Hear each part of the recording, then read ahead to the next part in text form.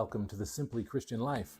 My name is Michael Hunn, and I'm the Bishop of the Diocese of the Rio Grande, which encompasses the entire state of New Mexico and the far west part of Texas, including 40% of the U.S.-Mexico border.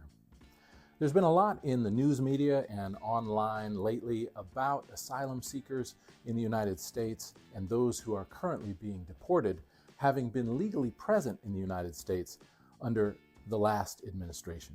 Quite frankly, there's been a lot of misinformation about who asylum seekers are, implying that everyone who migrates to the United States is doing something illegal or criminal. In this episode, I want to share with you an interview with the Reverend Christina Rathbone. Christina Rathbone was the first border chaplain of the Diocese of the Rio Grande, and she's written a book called The Asylum Seekers, which talks about a particular moment in time when families were being detained as they sought to legally claim asylum in the United States of America. In this moment, it seems that the policy of the United States government is to detain families again. So it might be helpful for you to know more about who the people are who have legally claimed asylum in the United States, who have often fled for their lives. The book is called The Asylum Seekers by the Reverend Christina Rathbone, and what follows is an interview with her.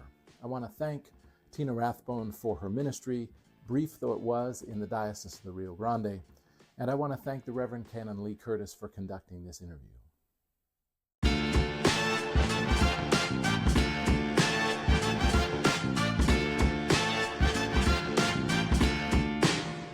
All right, y'all. So I am with the Reverend Christina Rathbone, with Tina, who I have had the pleasure of knowing since 2019, and kind of one of the great coincidences of my ministry, not just here in the DRG, but ever. And so, Tina, why don't you tell folks a bit of the story about how you got here, and then we can talk about a bit about where that went. But beyond the specifics of what we did, what I really want to give the clergy here in the DRG is a bit of your philosophy of ministry, which has been huge for me personally, and not many folks in the Diocese of the Rio Grande have had the privilege of sitting down with you and mulling over things, and you being like, "No, Lee, that's too big. No, Lee, that's not going to work. No, Lee, you need to dial it back. Like, keep the first thing first." And so I want to, knowing how big that's been in my ministry, wanted to give you a chance to share that with the clergy, the DRG. And so that's kind of where we are. So how did you come here? How'd you get to know us? What have you been up to? Yeah, it's great to see you, Lee. And yeah, what a pleasure to be back in contact with you and all the priests of the Diocese of the Rio Grande, which is, I count you guys as my other diocese. So I don't know if that's, too just outrageous of me, but that's how I think of you all. So peace and blessings. Yeah, it was a kind of a gift of God, I think. You and I meeting each other, and my coming even to El Paso. I had left Boston, where the Diocese of Massachusetts is my home diocese, and I'd worked for many, many years with homeless folks here in Boston, creating with them a ministry out of our cathedral here. And when it was time to leave there, that was 2019, I'm half Cuban, half English. My family had all come to this country with nothing and were given an opportunity and a chance to make a new life for themselves here. So I sort of felt compelled, in part because of my own family story, to go to the border and see what it is I could do, both as a priest of the Episcopal Church and also as a citizen of this country. Passport-carrying citizen. What responsibilities did that entail, and what opportunities did it give me to be of some small assistance to others? I originally thought that I would settle in Tijuana and do some ministry there by the border. But when I came for a brief visit to El Paso, Juarez, things just started taking off. I met with you. You were all so welcoming and generous, and interested and keen to get involved and ready. And so sort of against my initial desire, and because the path seemed so clear, and to do otherwise would have been just very obviously disobedient to the great power of God, I ended up staying here, and together we created the Bridge Chaplaincy, which has been such a blessing to so many. Mm-hmm. Yeah, no, I think that's a really important point to make. So Tina is the proto bridge chaplain. So Ana Reza has made an amazing impact in the diocese, and you were the one who really kind of drove the impetus for that, and prototyped the position. And so hugely thankful for the legacy that's still continuing Yeah, in the and I'm DRG. so thankful for Anna, and for the process that found her and for her incredible witness. Yeah. Mm. No, she's remarkable. Um, and we can go into that. If I say too much, she'll get upset with me. But we are collective members of the Honor Reza fan club here in the DRG. Founding members. Right, founding members. Only members, the distinction there. No, certainly not the only members. Um, so as I said in the beginning, I think and going back to the kind of developing of the bridge chaplaincy position, and the way that we've thought about these things. I remember it was just before the pandemic hit, and we were kind of talking through what would this be. It was after the shift from the work directly on the bridge to starting to integrate with the shelters, with the Diocese of Northern Mexico.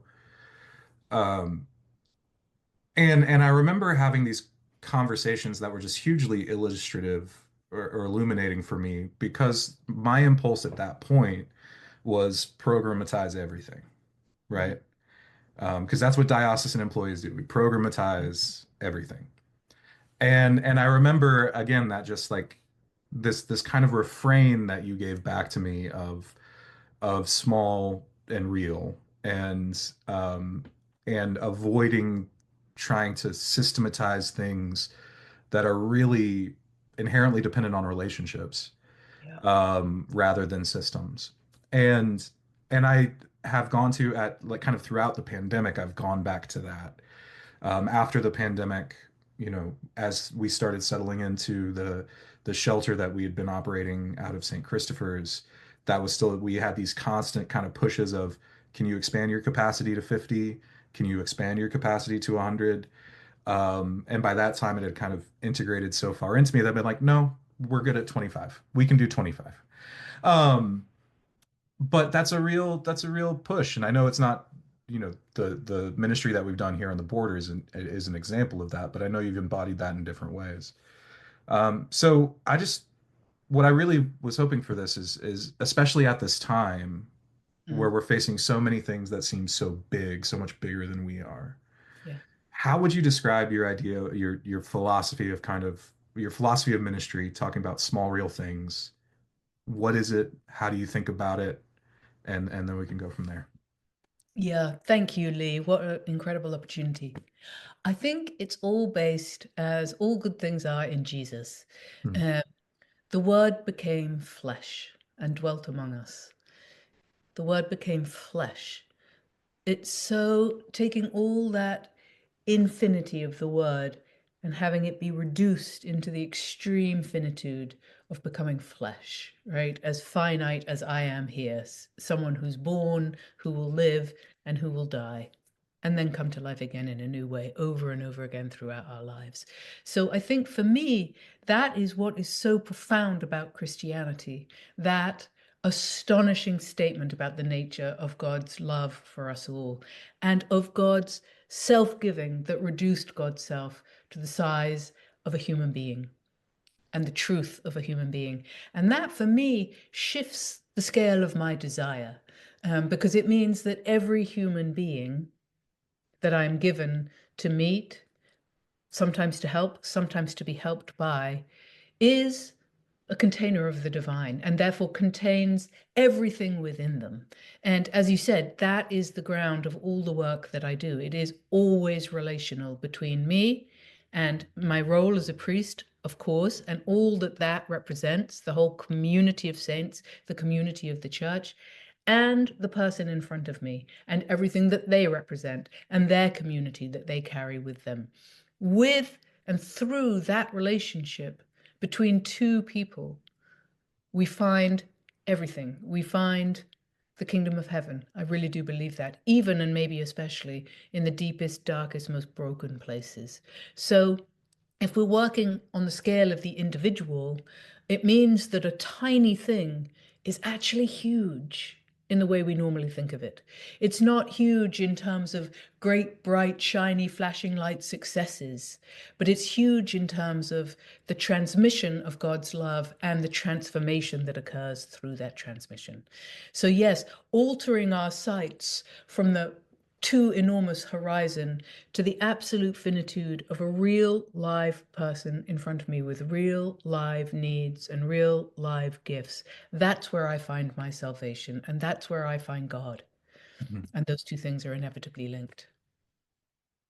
And so in that, and I think that kind of speaks to a lot of the struggle that I think many clergy experience. I know I've experienced in these kind of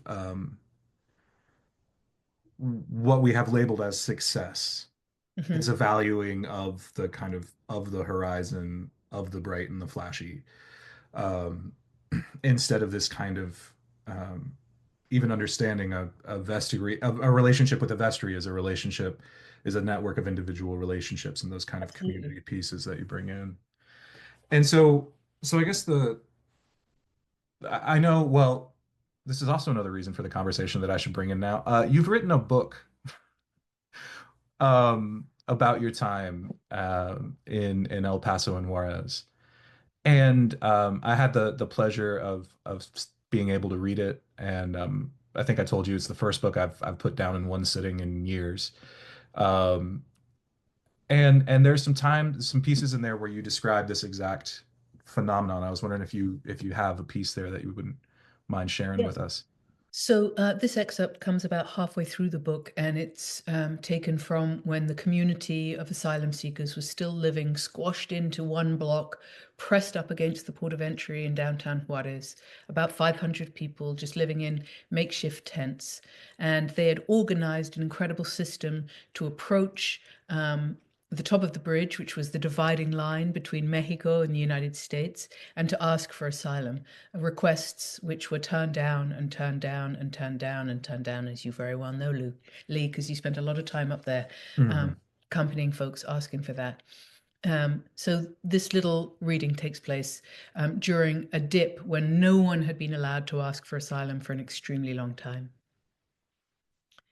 It had been so long since anyone had gotten through.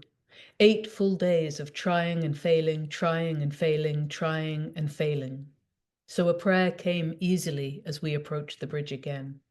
For God's mercy to fill the hearts of the Border Patrol, for God's courage to fill the 3 families who were trying, and for God's grace to course through everyone who would not get through today, bringing them what they needed in ways they could actually feel. Afterward, I crouched down to speak more intimately with Luis and the other 2 kids in the group. I needed to express something to them, to imbue them with some urgent thing, and it turned out to be this: how extraordinary they were, and how lucky my country was that they were hoping to move there, and, most of all, that however hard the next few days may be, they had all they needed already, right there in their hearts. The intensity with which the kids listened to all this was sobering to the point of silencing. Stunned a bit by it, and wanting also to arm them again for the reality that awaited, I lumbered back up to my feet and gently cuffed Luis's jaunty sideways cap the way I always did.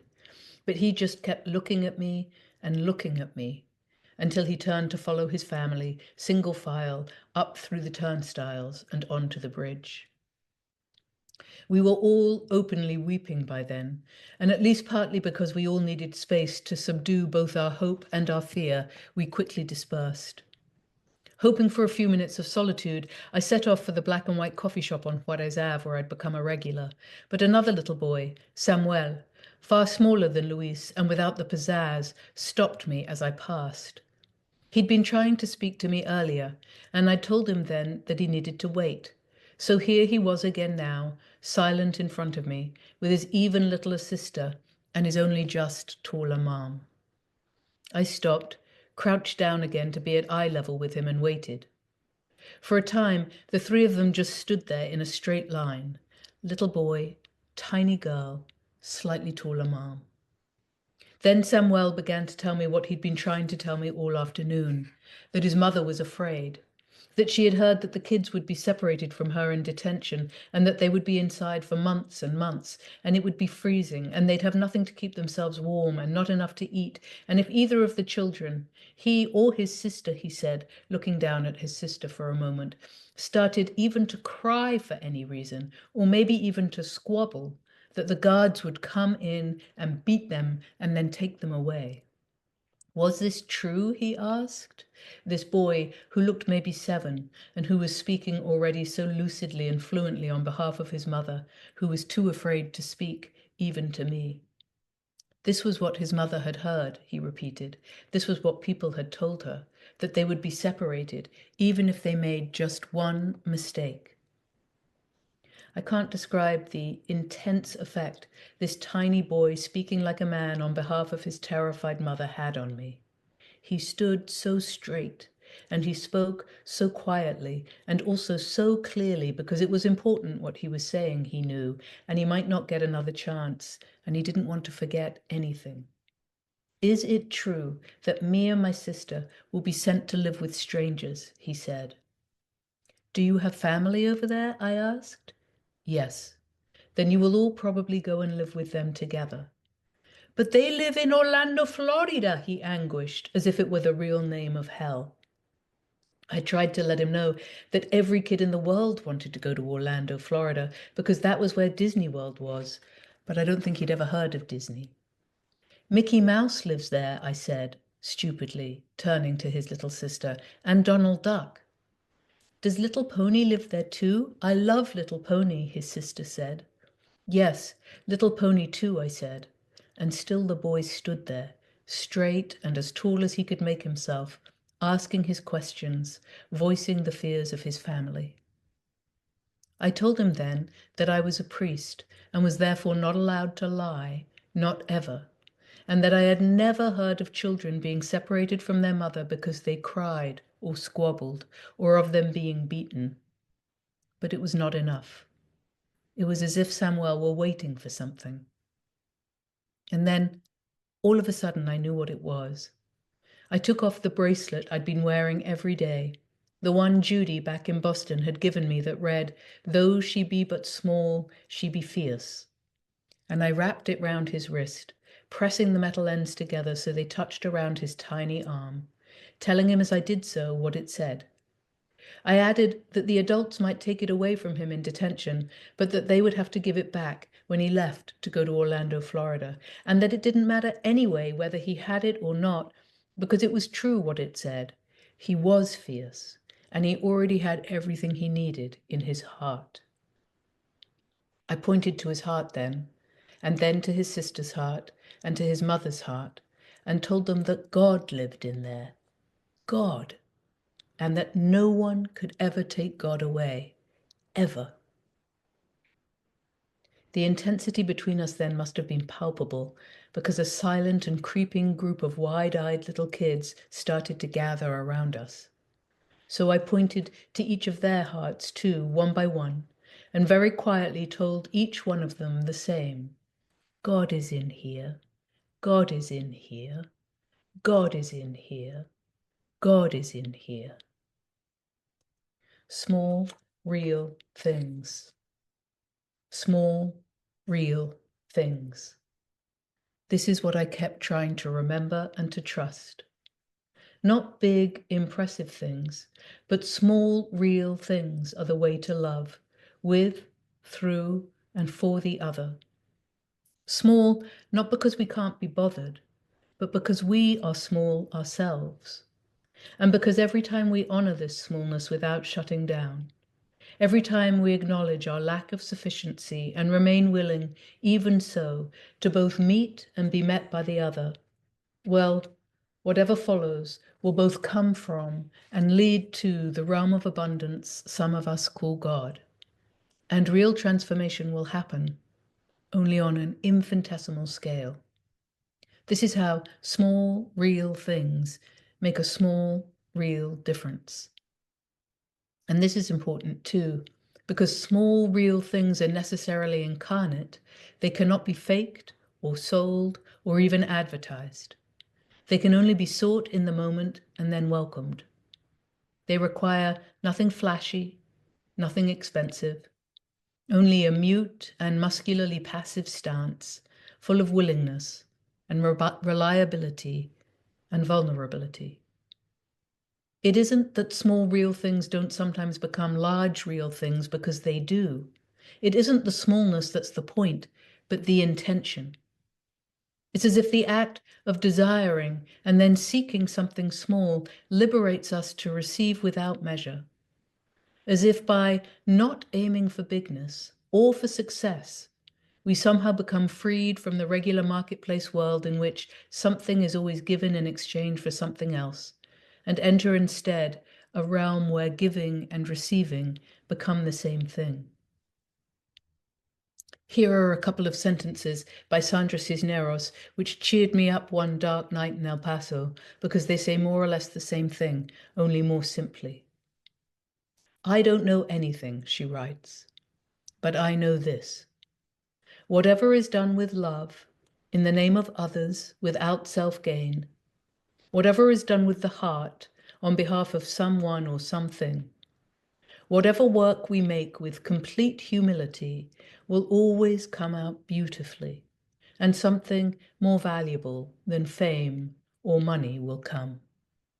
This I know.